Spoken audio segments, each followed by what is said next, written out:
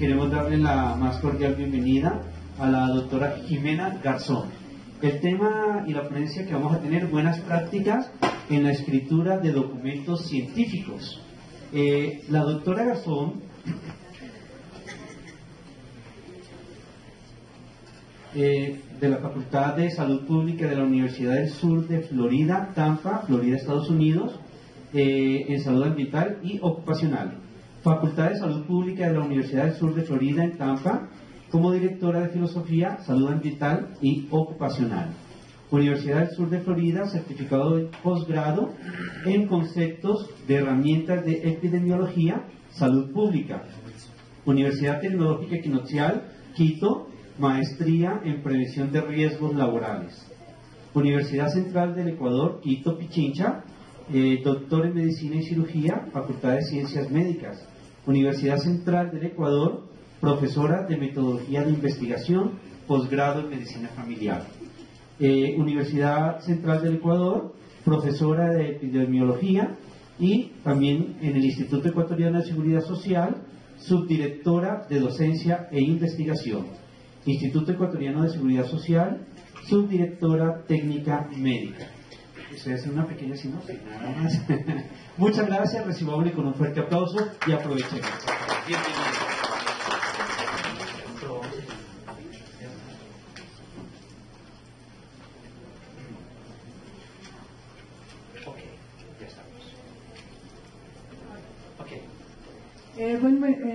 Bueno, primero quiero agradecer por la invitación. Es la primera vez que estoy yo aquí en su hospital y bueno, empecemos el día de hoy a hablar un poco acerca de un tema diferente a los que yo supongo que habrán tenido durante estos días, que es cómo escribir artículos científicos. ¿Por qué pensé que quizás les podría interesar este tema? Porque muchos de ustedes querrán escribir algún artículo, querrán escribir no sé, un protocolo médico, un caso de estudio, y siempre es importante tener conocimientos acerca de cómo hacerlo adecuadamente.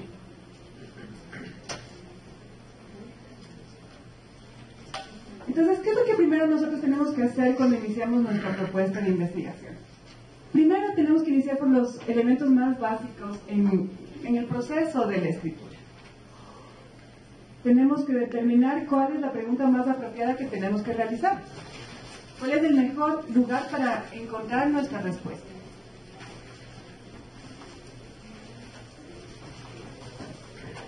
¿Y cuál es la mejor forma de estandarizar los datos que nosotros vamos recolectando y la información para poder desarrollar un adecuado documento? ¿Cuál es la clave? Primero, simplicidad y claridad. A nosotros, el personal de salud, a nosotros los médicos nos encanta utilizar palabras complejas. Y no todo el mundo nos entiende cuando nosotros queremos formular nuestras preguntas. Entonces, ¿qué es lo que nosotros primero tenemos que aprender a hacer? Simplificar nuestras ideas para que todo el mundo pueda comprender.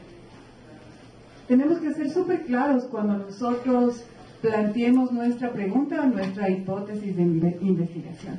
Acuérdense que mientras más claro y mientras más simple ustedes escriban, más personas les van a poder entender lo que ustedes tratan de compartir. ¿Cuál es el objetivo de la investigación?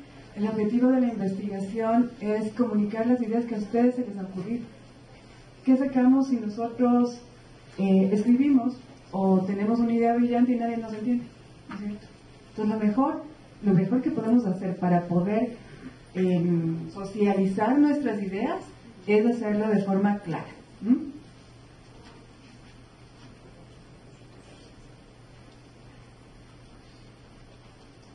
Estas son las características de una escritura que nos va a ayudar a no solamente que nuestros tutores, si es que estamos haciendo alguna tesis o si estamos haciendo alguna investigación, nuestros revisores puedan comprenderlo, sino al final en el proceso de la impresión, ¿no? Cuando ya hayan publicado lo que ustedes están haciendo, nuestros lectores sean ávidos y tengan ganas de leer lo que nosotros estamos escribiendo. Los temas más complicados son los mejor comunicados. Mientras más complicado sea un tema, por favor, háganlo de la manera más simple. ¿Cómo debemos iniciar? Lo primero es que siempre ustedes van a tener una guía, ¿no es cierto? Alguien que les ayude a determinar el tema que ustedes quieren desarrollar, si es que ustedes quieren publicar en alguna revista, si es que ustedes quieren publicar un artículo, no sé, aquí dentro del hospital, lo van a llevar siempre a una persona que les va a revisar, ¿no es cierto? Aquí la coordinación de docencia lo va a hacer, por ejemplo. Entonces, lo primero que tienen que hacer es llevarle un documento lo más claro y simple posible, exponiéndoles qué es lo que ustedes quieren transmitir. Lo más importante, como les digo y insisto, es que las ideas que ustedes tengan para comunicar a las demás personas sean extremadamente simples y puedan capturar toda la información que ustedes quieren enviar.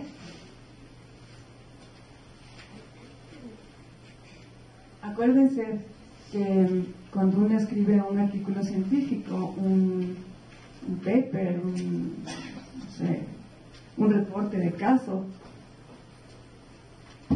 tenemos que tener un gancho para las personas. Tenemos que hacer que las personas se interesen por lo que nosotros estamos escribiendo. A veces, y tal vez a ustedes les ha pasado, que el proceso de escritura es súper tedioso, ¿no es cierto? Uno escribe, no le entienden, le vuelven a hacer repetir, vuelve a escribir, y la verdad uno le va perdiendo ese interés. Entonces, lo que uno tiene que hacer, y yo lo que les recomiendo a mis alumnos, es que cuando escriban, piensen que le están contando una historia a su esposo, a su esposa, a sus hijos, o a su mamá, a sus tíos, a alguien que no sepa de medicina. Entonces, ¿cómo ustedes le contarían esa historia a esa persona que no sabe de salud? ¿No es cierto? Ustedes le van a hacer de la forma más simple para que les pueda entender la idea que ustedes quieren plasmar, que quieren dejar clara, ¿no? Para esto nosotros tenemos algunas condiciones que debemos cumplir. Primero, el documento que nosotros tenemos que hacer tiene que ser totalmente limpio. Evite que tengan tachones, que vuelvan a repetir ideas, que traten de que tengan una cronología. Empiecen por una idea y sigan como cuando estuvieran contando un cuento. Exactamente. O sea, cuéntenme cronológicamente qué es lo que ha pasado. Esto pasó así, luego pasó esto, luego pasó esto, ¿no? Traten de evitar escribir y luego volver a la idea anterior, porque si no uno pierde el hilo de la idea. ¿Qué es importante que ustedes se reúnan con la persona que les está revisando su artículo, su documento científico? Lleven una libretita y vayan anotando, ¿no? Porque a veces uno tacha y pone arriba una palabra, tacha, pone arriba otra palabra y pierde a veces la noción de lo que nos recomendaron. Entonces, hagan una libretita y recojan todas las informaciones que les dé, todos los consejos que les den sus revisores en orden cronológico igual. O sea, tal día nos reunimos y me recomendó que haga tal cosa, tal cosa, tal cosa. Porque hasta que ustedes lleguen a su casa o vayan a su oficina y empiecen a hacer el documento, van a perder la idea de qué es lo que les recomendaron. Es importante siempre llevar como un diario, ¿no?, de todas las recomendaciones que se han dado durante la revisión. Luego que nosotros tenemos ya puesta la idea, tenemos la información, sabemos lo que queremos escribir, tenemos que ordenar nuestras ideas. Entonces, para ordenar nuestras ideas, yo les voy a enseñar cómo, ¿sí? Existe un gráfico que se llama de embudo, que lo vamos a utilizar porque a los seres humanos realmente nos encanta la historia y tenemos que saber cómo contar nuestra historia. Por más científica que sea, tenemos que aprender a saberla comunicar.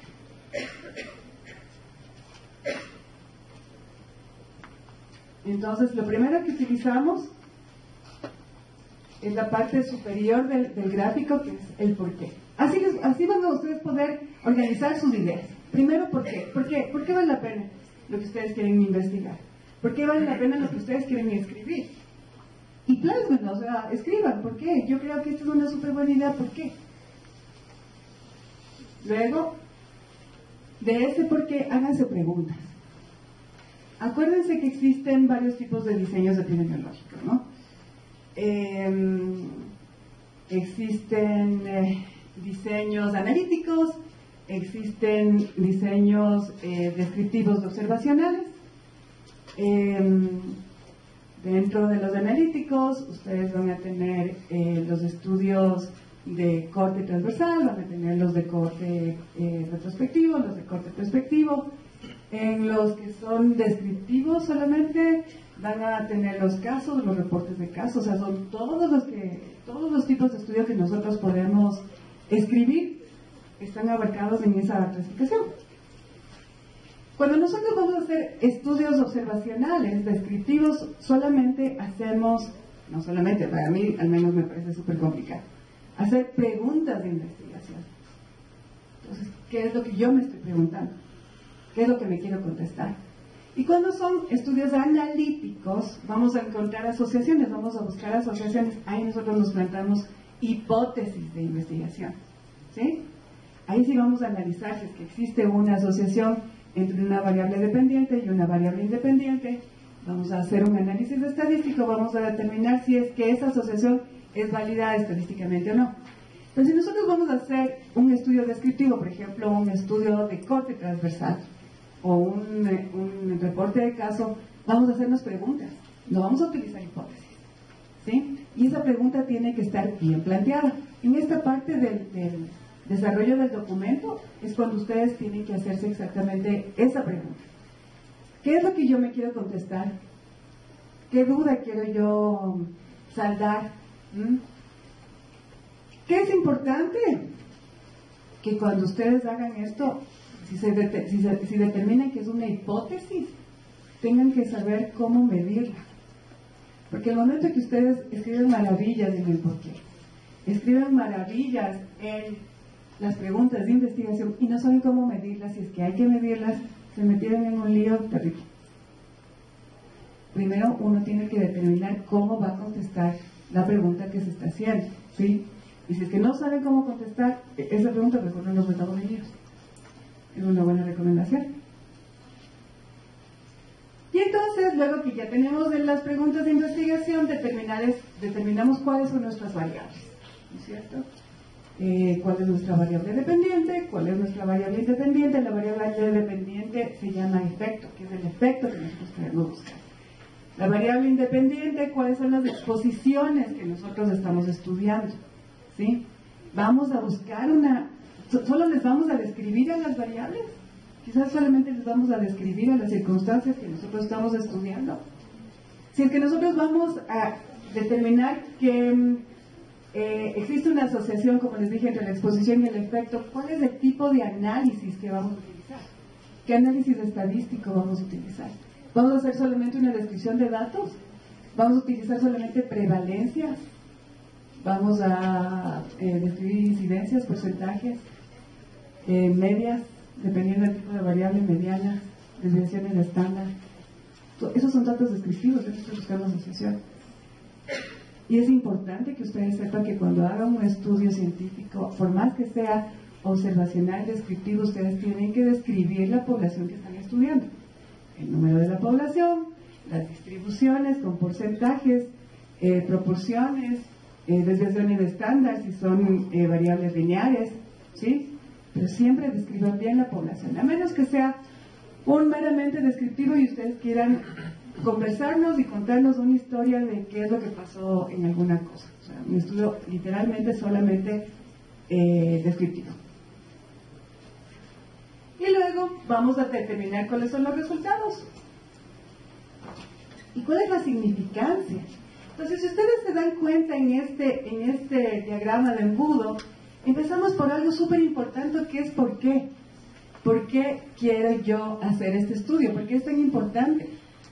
Porque yo supongo que cualquier persona que va a invertir tiempo escribiendo un artículo, un protocolo o cualquier documento científico, es porque quiere comunicar algo importante, ¿no es cierto? Entonces, si yo voy a invertir tiempo haciéndolo, tengo que decir cuál es la significancia, cuál es la importancia al final también. Yo empiezo mi documento porque es importante y termino mi documento diciendo, por eso fue importante. ¿Sí? Si es que en la mitad yo me desvío y pierdo el sentido, por eso es importante y yo les recomiendo utilizar este gráfico.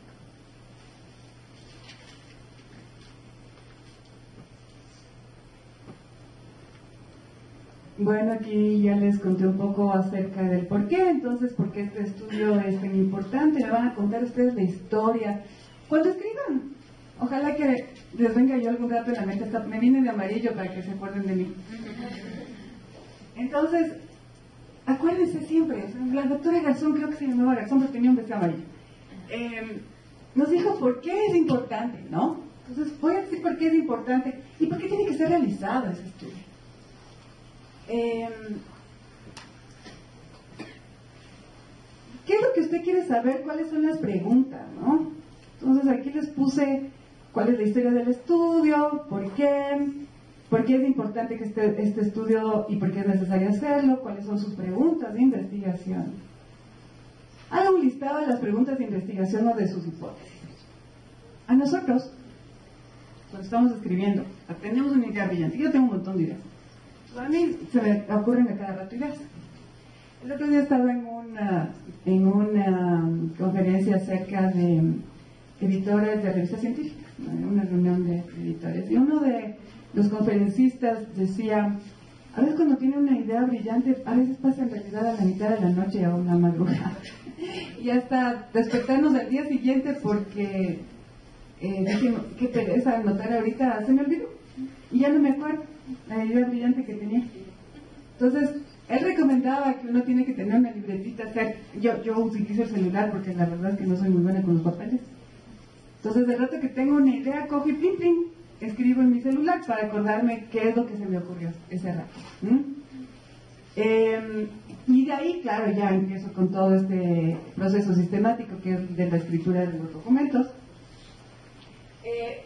Y van a ver que ustedes empiezan a leer acerca de ese tema de estudio, porque ustedes, acuérdense que nosotros tenemos que para producir leer un montón, ¿no? Entonces cuando nosotros vamos a escribir, tenemos que leer cualquier cantidad de documentos científicos que se les haya ocurrido a otros investigadores de ideas similares.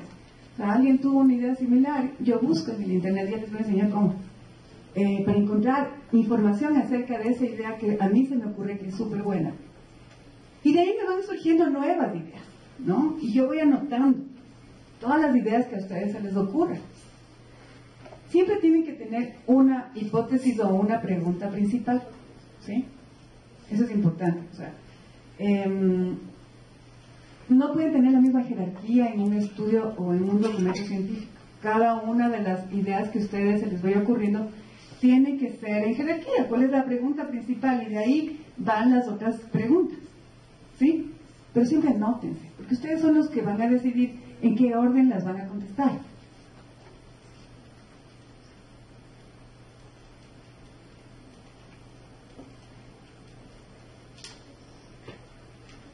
Y entonces cuando nosotros determinemos si es que el estudio que ustedes van a hacer, si es que el documento que ustedes van a hacer es un estudio analítico, ustedes formulan una hipótesis. Para mí, personalmente, me parece más fácil desarrollar hipótesis que preguntas de investigación.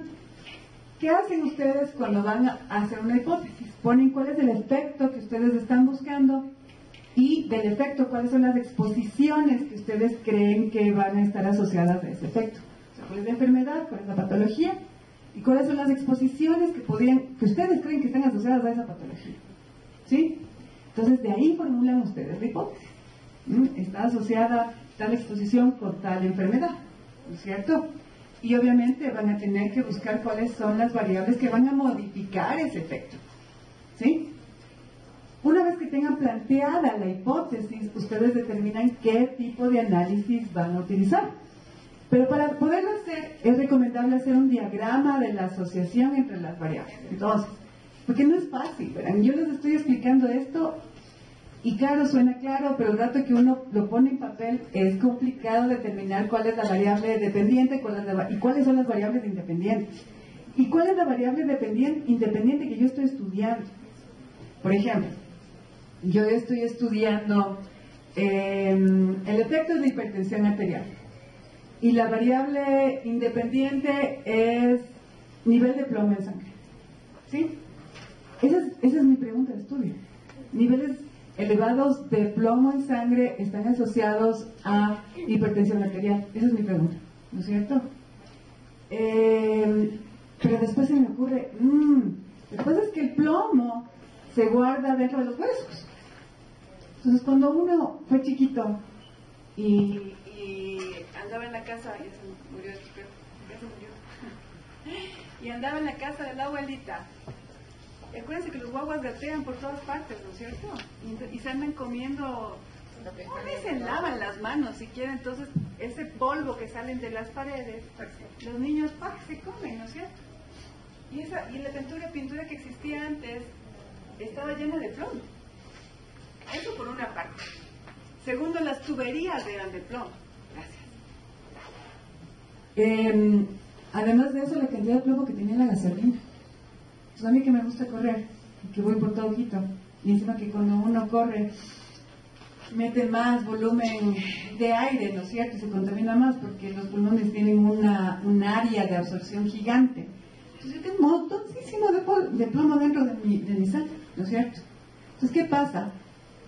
Ese plomo, si es que yo no sufrí una intoxicación en mi juventud por plomo, que no pasó, está guardado en mis huesos porque el plomo se acumula dentro de los huesos. ¿Qué pasa cuando una mujer entra en menopausia o en embarazo? Se produce osteoporosis, ¿no es cierto? Y entonces ese plomo que está dentro de los huesos empieza a liberarse. Y el plomo está asociado a hipertensión arterial y a un montón de otras cosas. Esa es mi hipótesis. Esta hipótesis está más que recontra aprobada, pero yo les estoy contando más que esta podría ser mi hipótesis. Entonces ese es mi modelo, ¿no es cierto? Niveles de plomo en sangre, hipertensión arterial. Pero hay un montón de variables que yo digo, tengo que ajustar a ese modelo a mis variables. Entonces, tengo que ajustar a edad de la mujer. Si es que es una población femenina, tengo que poner si es que está en edad fértil y puede estar embarazada, o si es que está en menopausia. Dependiendo de la edad, tengo que ajustar ese modelo. Pero el rato que les empiezan a ustedes a llegar todas esas ideas de la cabeza, porque empiezan a leer y a leer y a leer acerca de esto, ustedes a veces, nosotros podemos perder el hilo de cuál es la verdadera pregunta que nos estamos haciendo. Entonces, anoten y vayan viendo todas las asociaciones que ustedes encuentran y que podrían estar influyendo a la asociación principal, ¿sí? Por eso es importante hacer este cuadro de las asociaciones entre las variables y luego también ese bendito cuadro de las operacionalizaciones de variables, que es una lata, pero es importante hasta coger un poco uno la práctica, ¿no? ¿Cuáles son los resultados que ustedes esperan obtener? Yo espero obtener que los niveles elevados de plomo en sangre están asociados a la hipertensión arterial. Es mi hipótesis. Es lo que yo quiero obtener.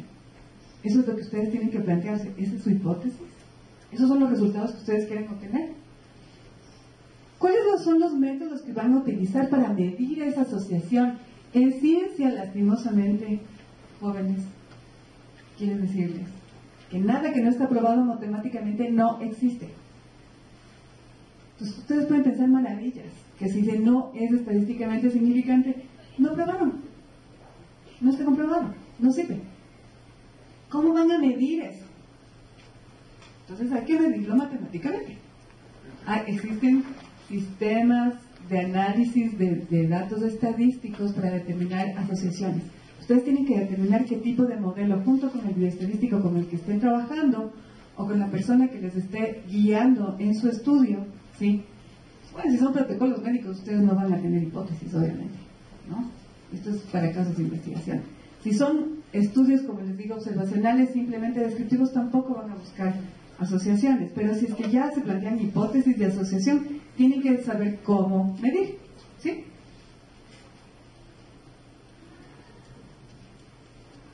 Y entonces seguimos utilizando nuestro embudo Y vamos a listar los resultados esperados más importantes que creemos que vamos a encontrar. Y luego de eso, ¿por qué esos resultados particulares tienen importancia? ¿En qué influyen? ¿Cómo los van a utilizar? ¿Para qué sirven? La ciencia por sí sola no tiene alguna utilidad si es que no está enfocada a la mejora de la calidad de vida de los seres humanos, o del mundo, de la sociedad, de la naturaleza. Así es que nosotros nos dedicamos a hacer ciencia simplemente por curiosidad y por publicar y por hacerme famoso, qué pena.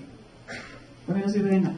La ciencia sirve para mejorar la calidad, ya sea en la atención de nuestros pacientes, en la mejoría, lo que sea, pero va a ayudarnos a mejorar la calidad de vida de las personas. Y hacia eso tiene que ser enfocado la significancia de los estudios que ustedes hagan.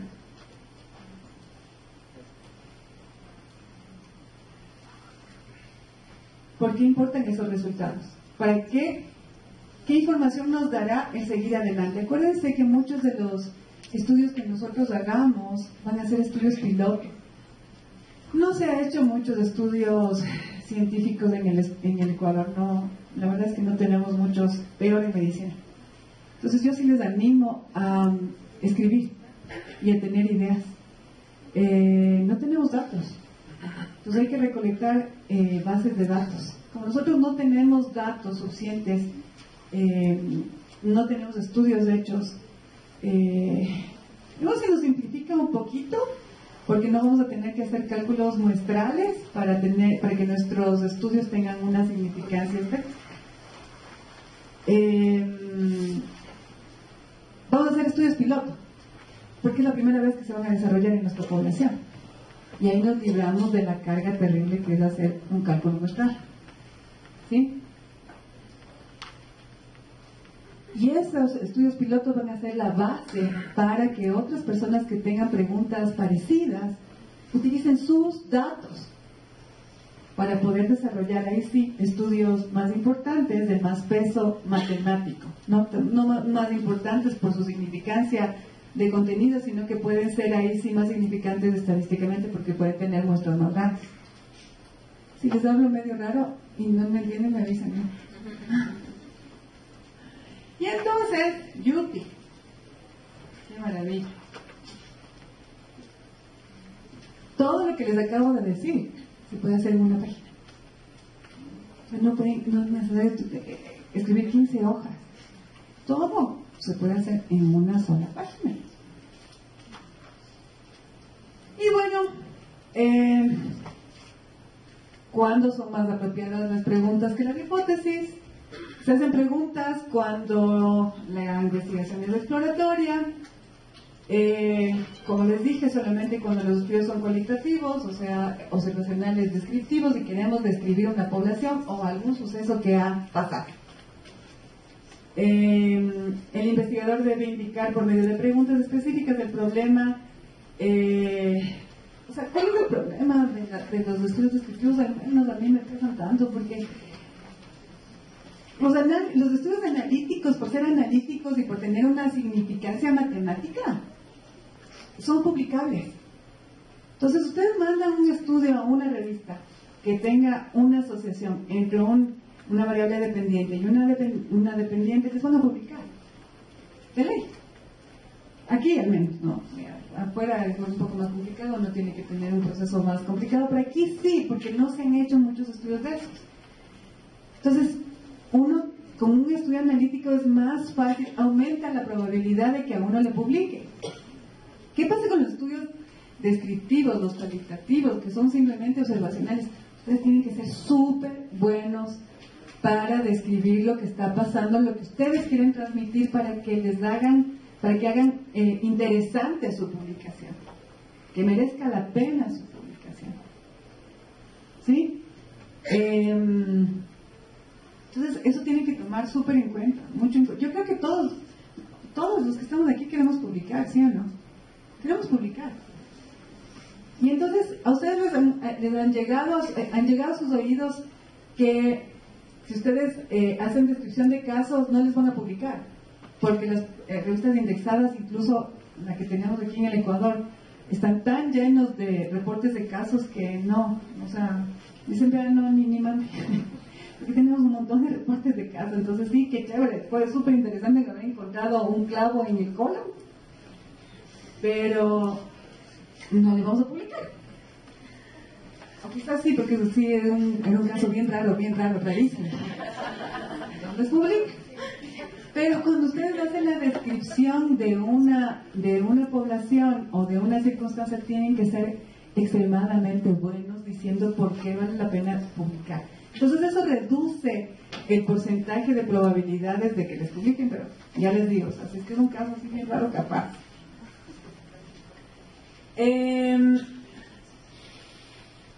Cuando formulamos hipótesis, cuando les dije, las hipótesis son empleadas cuando el nivel de conocimiento y las teorías permiten la formulación de producciones razonables acerca de la asociación de variables. ¿Qué quiero decir con eso? Que las hipótesis se utilizan cuando ustedes están buscando asociaciones entre un efecto y una exposición. ¿Sí? Y esas asociaciones se miden matemáticamente. Yo doy clases de algunos, chicos, tengo un montoncísimo de alumnos y tienen unas ideas brillantes, porque me encantan las ideas que tienen, ¿no? Y les pregunto, ¿y cómo va a medir esa asociación? Ah, no sé, doctora, ¿y ahora? No sé, a usted se le ocurrió la idea, ahora busque cómo mide. Acuérdense, si es que muchos de ustedes, chicos, que creo están haciendo las tesis de investigación, si ustedes no plantean de forma adecuada el tema de su investigación de tesis, es una camisa de fuerzas que no van a poder librarse. Porque si ustedes me están diciendo que están buscando la asociación entre la vitamina D y trastornos de la tiroides, van a tener que probarme eso. Si ustedes dicen que no me acuerdo, le voy a plagiar el título de alguna de mis alumnas. Era, a ver, la intervención de las familias en los cuidados intensivos pediátricos reduce el tiempo de hospitalización de los pacientes pediátricos. Eran, creo que, UCIs amigables, alguna vaina. Ok, ¿cómo va a medir? ¿Cómo va a medir eso? Entonces, todo eso, acuérdense, ¿sí? Bueno, esto va a estar para que ustedes lo lean porque ya está muy largo. Pero sí es importante que lean. O sea, que quieren saber cómo escribir y les puede ayudar esta presentación, léanlo todo.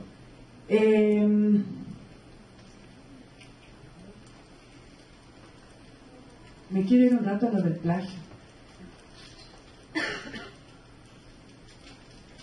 Ok. Todo esto, por favor, revisen porque les estoy dando todo cómo escribir un artículo científico y qué es lo que tienen que dedicar. Ok, ¿qué es el plagio? Esto es súper importante. Verán, el plagio es coger las ideas de otras personas y escribirlas como que fueran nuestras ideas. ¿Sí? Entonces, ¿qué es lo típico? Uno entra a una fuente bibliográfica, parafrasea lo que dice ahí, le pone en el papel y dice, yo fui. No son ustedes, a ustedes no se les ocurrió esa idea. Esa idea vino de un autor, de 5 autores, de 10 autores. Entonces, cada vez que ustedes lean, ¿cuál es mi recomendación? Anoten de dónde sacaron esa idea, porque acuérdense que para hacer sus estudios van a tener que revisar 50, 60, 70, 20 papers, ¿sí? Anoten de dónde sacaron. Yo me iba marcando con marcador para resaltador, las ideas, porque acuérdense que de 10 hojas capaz de que van a sacar una idea. Entonces anótense la fuente bibliográfica, de dónde sacaron esa idea, y tienen la obligación de citarla. Yo creo que a veces nosotros tenemos el mal concepto o la idea equivocada de que nosotros tenemos que tener ideas brillantes para poder publicar. No. Cuando uno quiere que le publiquen, primero tiene que ser honesto y tiene que mencionar a todas las personas de donde nosotros sacamos las ideas para poder publicar. ¿Sí? Usualmente nosotros vamos a escribir un párrafo y ese párrafo que a ustedes se les ocurrió No es su idea original, no es mi idea original, eso lo sacamos de otros autores. Por favor, tienen que citar todos los autores de donde sacaron esa idea. Lo ideal es eso. Capaz que después de una oración, si esa oración es importante, tienen que poner el autor. ¿Sí? Solamente no es necesario que ustedes no citen las cosas que a ustedes se les están ocurriendo sin que se hayan inspirado en nadie. Si ustedes sacan ideas que fueron inspiradas de otros autores, tienen la obligación de citarlos si no están cometiendo plagio, por más que parafraseen. ¿Sí? Porque ustedes saben que ahora existen estos sistemas para detectar plagio, ¿no es cierto? Online. Claro, pero si nosotros somos lo suficientemente hábiles para parafrasear bonito, no nos van a detectar el plagio. Pero eso no es honesto. Y si nosotros queremos que nos publiquen a nivel internacional, incluso nacional, con las nuevas normas, tenemos que ser honestos. ¿Sí? El plagio es súper fácil de cometer. ¿Saben por qué? Porque no sabemos lo que es plagio. Si sabemos lo que es plagio, obviamente vamos a evitar cometer plagio. ¿Qué es exactamente el plagio y qué hace el plagio más probable? Cuando escribimos una revisión de una literatura e introducción en un manuscrito, todos estamos predispuestos a cometer plagio. Estamos escribiendo acerca de ideas de otras personas y de los resultados de sus estudios sin que nosotros los hayamos producido. Eso es plagio. Cuando escribimos una revisión de literatura de un tema particular por primera vez, es lo que nos pasa a todos nosotros. Nosotros no somos expertos en ningún campo, ¿no es cierto? Entonces, la primera vez que escribamos, vamos a utilizar ideas de otras personas. Podemos cometer plagio.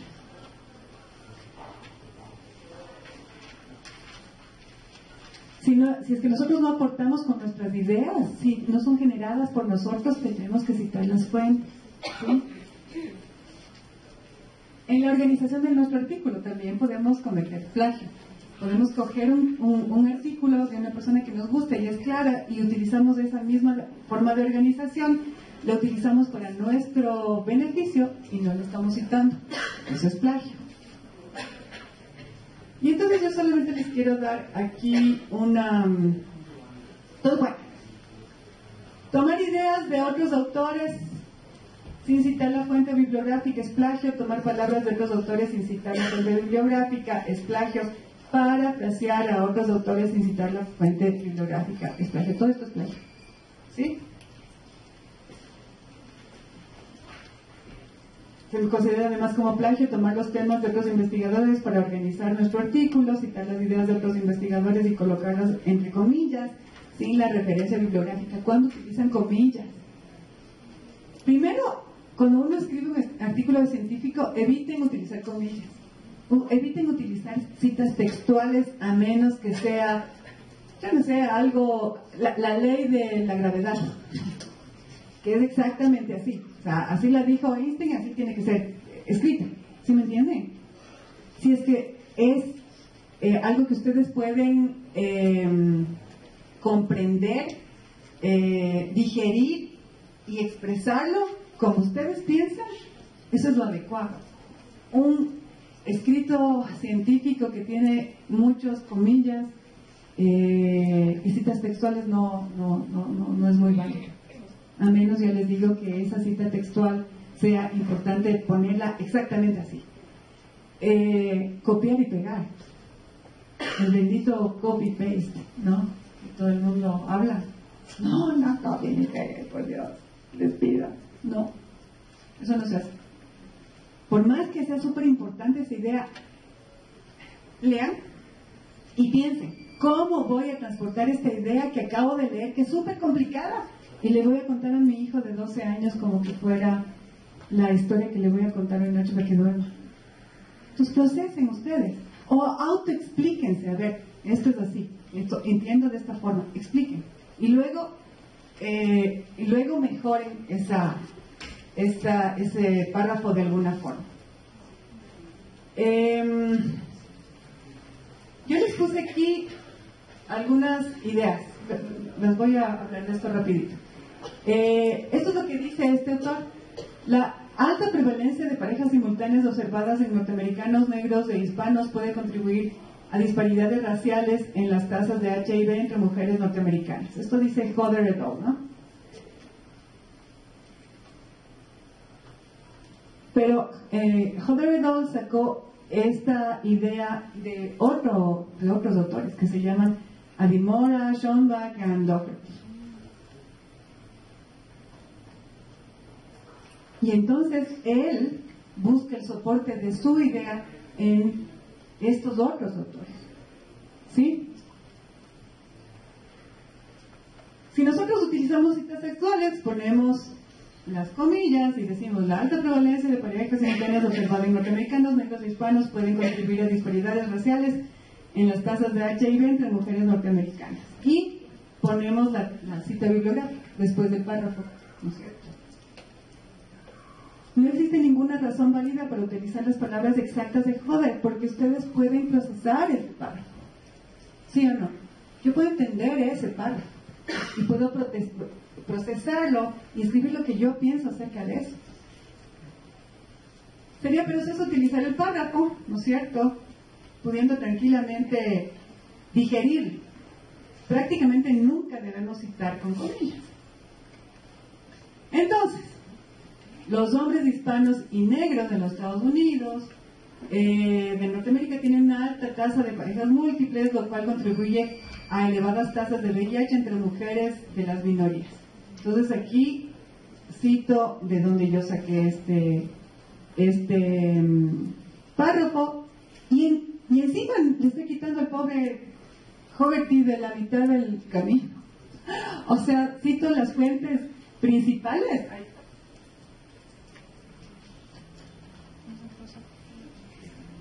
Sí, quito las fuentes principales. Y de donde yo saqué el artículo ni de mento al pobre hombre, o sea, ya le borré del planeta. Terrible, ¿no es cierto? Porque me voy a la fuente de donde él sacó la idea. Y ni le cito siquiera. Re plagio, pobre hombre. Escribimos la idea en nuestras propias palabras como que fuesen nuestras, y luego utilizamos las fuentes que utilizó Hodder, ¿no es cierto? Tomamos la idea de Hodder y ni siquiera le dimos crédito por haber tenido esa idea. ¿Qué es lo que nosotros deberíamos hacer? Poner, así puede ser un tipo de cita, ¿no? Hodder et al. En 2010 determinó que en los Estados Unidos los hombres negros e hispanos tienen un alto índice de promiscuidad, lo cual contribuye a las tasas de VIH en etnias minoritarias, basada en investigaciones de Nimora, Schoenberg y Doherty. Pueden hacer así. Y si no pueden escribir así, pueden decir: se ha determinado que en los Estados Unidos los hombres negros e hispanos tienen un alto índice de promiscuidad, lo cual contribuye a elevadas tasas de VIH en mujeres de etnias minoritarias, y ponen entre paréntesis a Hodder y le ponen a Dimora, Schoenberg y Doherty. ¿Sí? No le quitan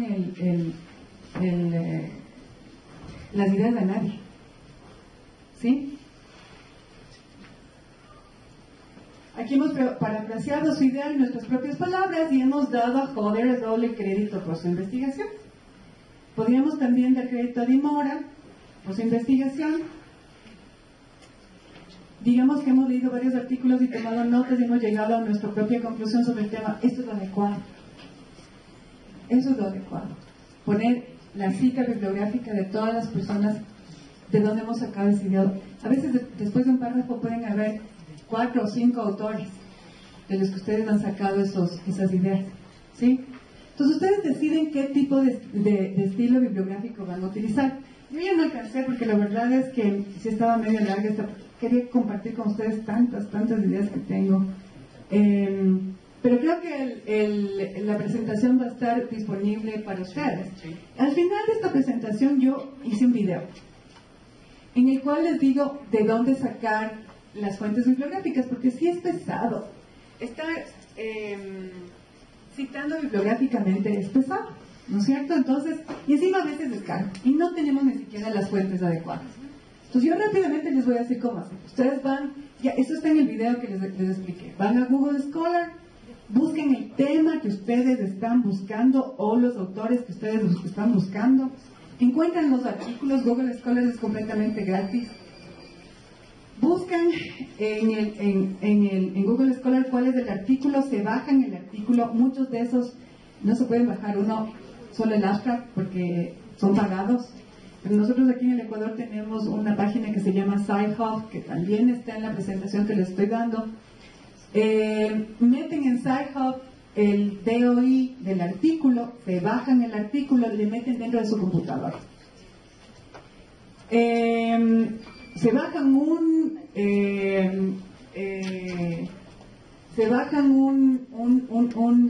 gestor de citas bibliográficas automática que se llama, cualquier que ustedes quieran, y también les puse un listado ahí, ¿sí? Le meten el artículo dentro del gestor de citas bibliográficas y en el momento que ustedes están escribiendo, le insertan la cita. Y ya. Entonces ustedes van insertando las citas una al lado de la otra, dependiendo del estilo que ustedes les exijan que utilicen, ya sea APA, Chicago, Vancouver, el que ustedes quieran.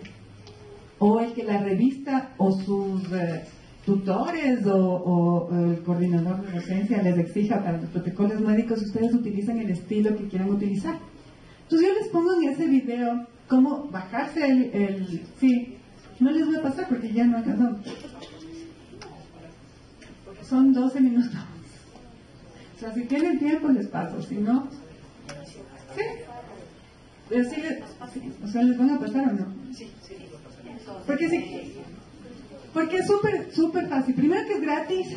Segundo que tienen fuentes bibliográficas actualizadas. Yo publiqué hace 2 meses un artículo en los Estados Unidos. Un artículo que escribí en los Estados Unidos. Me llegó la notificación de que publicaron mi artículo a las 2 horas. Ya estaba en SciHub. Yo no tengo todavía, hasta ahorita no me llega mi artículo. Porque los editores de la revista me tienen que mandar a mí un link para yo poderme bajar mi artículo. No es ni de acceso para mí, siendo el autor. Y en SciHub ya estaba el artículo a las 2 horas. Imagínense cómo es la vida. Pero bueno. Entonces, ¿qué es lo que yo les recomiendo? Utilicen, si ustedes saben utilizar todas estas fuentes de búsqueda gratuitas y se bajan los artículos, ustedes tienen un montón de bibliografía que pueden utilizar. Y el utilizar estas fuentes, estas gestores bibliográficas les hace súper fácil citar y van a evitar el plagio. Entonces, esta presentación sí está larga, pero yo creo que es súper útil. Si ustedes quieren escribir, dense un ratito, un tiempo para que puedan leer cómo hacerlo y de la forma adecuada de cómo hacerlo. ¿Sí? Me están diciendo que ya no. El video está ahí disponible para ustedes, para que ustedes lo puedan reproducir, lo puedan retrasar, lo puedan reproducir como ustedes quieran y sigan las indicaciones que yo les doy para que puedan utilizar estas herramientas electrónicas gratuitas que son súper útiles. ¿Sí? Bueno, chicos, gracias. ¿Y si tienen alguna pregunta?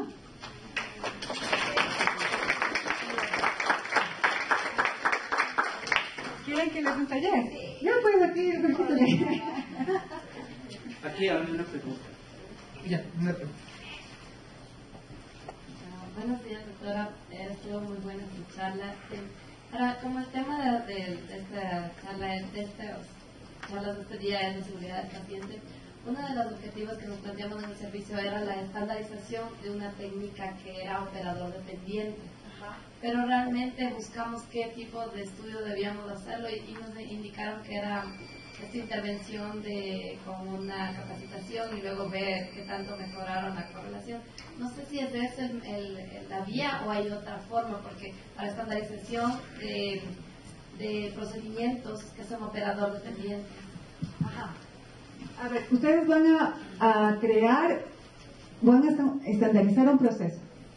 ¿Sí? O sea, es un reporte de algo que, por ejemplo, podemos reportar. Lo típico que pasa con el peso y la talla, ¿no es cierto? Ajá. Dependiendo de quién lo pesa y la talla, va a variar en algún porcentaje. Es un procedimiento manual de laboratorio. Ustedes están desarrollando ese procedimiento.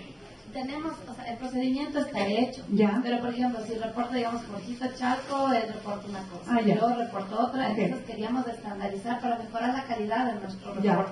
Entonces, cuando buscamos qué metodología hacer para inclusive que esto también se pueda trasladar a otros hospitales, no logramos ver qué método. Entonces, lo que nos sugirieron, porque ya estaba listo para publicar de igual manera, puede hacer una intervención Sí, pueden ser. educativa. Pueden ser dos tipos de estudios. Pero realmente no me convenció mucho porque el objeto era estandarizar el reporte entre diferentes, disminuir el porcentaje de variación en la correlación. Ajá. Sí, lo que pasa es que verán, lo primero que tienen que hacer es sentar una base. O sea, tienen que hacer una medición, tienen que crear un formulario para medir por qué hay esa diferencia entre los reportes. Y ustedes determinar que existe la diferencia, ¿no? Entonces, ustedes van a poner justamente las variables que están, en las cuales hay diferencias. O sea, nosotros encontramos que reportan el peso, estas personas en libras y estas personas en kilos. Y encontramos una diferencia